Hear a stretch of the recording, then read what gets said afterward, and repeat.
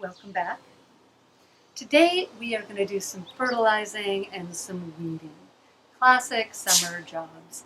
And fertilizing, I have to confess, is something that I have had a haphazard history with. There have been times when I have just fertilized whenever I think of it, and unfortunately it shows with the plants because they suffer and sometimes they get diseases and they need to be on a regular schedule. So when I finally wised up and started fertilizing on a schedule, my plants were much happier. It's a big duh moment, right?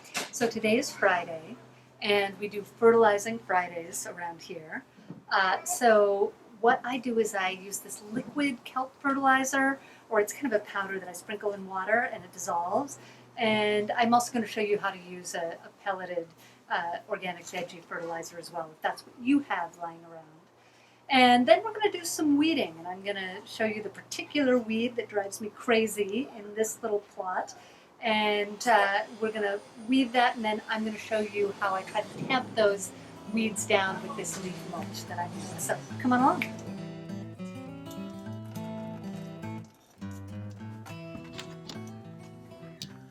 So as I said, I am using this powdered kelp food. It's really handy for me because a little bit goes a long way. 1/4 teaspoon expands to fill a gallon of water. So in order to meet the needs of my plants, I fill a 5-gallon bucket and I add in 1 1/4 teaspoons. And then I use a watering can to spread the feed. It takes me 2 or 3 buckets to do my entire garden front and back. Kelp is a great general fertilizer to use. Seaweed has a lot of trace minerals that your plants need, and it is also stronger in phosphorus and potassium, which your plants need to flower and fruit. So good for tomatoes and all kinds of flowers and to give strong roots. Have you ever been confused about the numbers on a bag of fertilizer? They stand for NPK, nitrogen, phosphorus, and potassium. Nitrogen is important for plants that are just starting out and need to develop their greenery. Phosphorus helps with blooms and roots, and potassium with general vigor.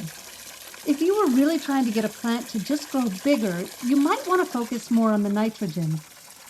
I prefer organic fertilizers because they come in a form that the plant has evolved to take up. And a great way to add lots of nitrogen is to cover your beds in composted manure in early spring. Okay, your neighbors might be a little annoyed, but your plants will be ever so happy.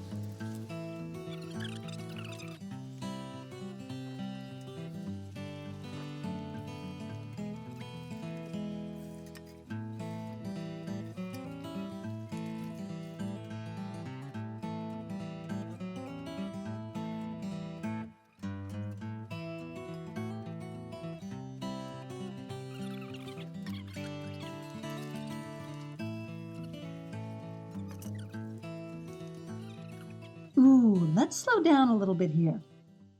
Here I have an Abyssinian banana.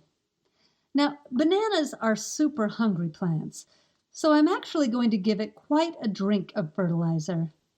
It pays me back by branching out with these gorgeous fat leaves.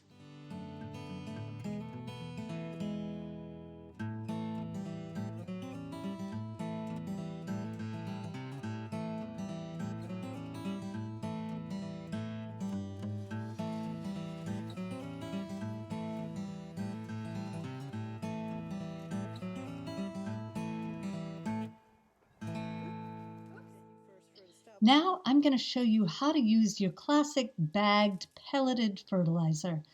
This is still an organic fertilizer, but it's the kind you're more likely to find in your garden center or local nursery. This is a tomato fertilizer, and it's a good general all-purpose fertilizer for veggies. So here I have some cucumbers and some eggplants, so anything that has a fruiting body or that you want to get fruits or flowers from, you can use a tomato fertilizer on, no problem. It's certainly not just for tomatoes. But I'm just showing you how I'm going to sprinkle it lightly on top of the bed. You just want to make kind of a nice little light dusting, and that should do you until the following week. When using pelleted fertilizer, I do like to water it in. An interesting fact, though, is that with fertilizer, how it gets transported to the plant's roots is that small organisms come up to the surface and they actually feed on that fertilizer and they change it into a form that the roots can use. So, fun stuff. Now let us switch gears into that other constant gardener's task, weeding. I have to contend with this particular kind of oxalis as a constant weed in my garden. Oxalis looks kind of like your idea of a clover leaf, though it's a different family than clover. There are varieties of oxalis people choose to plant in their garden, and some have beautiful bright colors. However, this particular variety is scrubby and has roots that go deep and spread far and cling hard into the soil. Have you ever wondered why weeds are so tenacious and strong, and yet you have to coddle your vegetables? The reason is because we have, over millennia, adapted vegetables to grow big, juicy fruits and not to be so bitter. So it was that bitterness that often protected them from their environment. So, because we as humans have changed the plants, it is our responsibility to shepherd them and to keep them from being overcrowded by those competitive weeds. As you can see, I was able to pull this one up just before its seed heads matured. Good catch.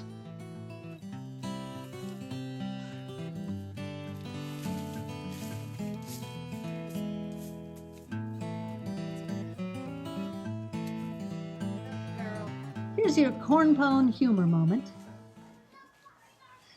Now I'm going to show you how I use mulch to cover the areas between plants to try to keep those weeds down in the first place. Instead of getting rid of all my leaves that fall in the autumn, I gather them up and compost them. I have a couple of great Japanese maple trees which have nice small leaves that compost quickly into leaf mold. This is a great material that has many different uses, and there are some types of plants that like to be planted directly into leaf mold.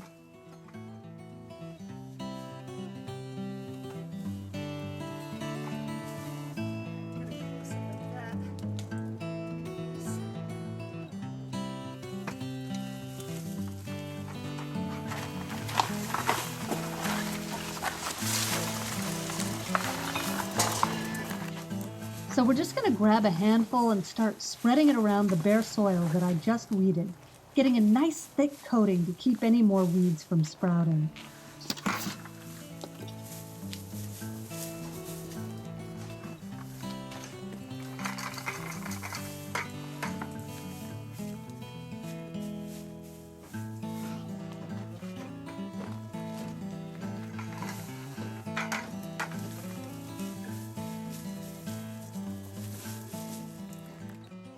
So thank you for hanging out with me while I fertilized my garden, and I showed you a couple different ways to do that, and some weeding and some mulching. And if you do these same things, then you should have a happy garden, happy plants, and everything should thrive and grow pretty big this year. So thanks so much. See you next time.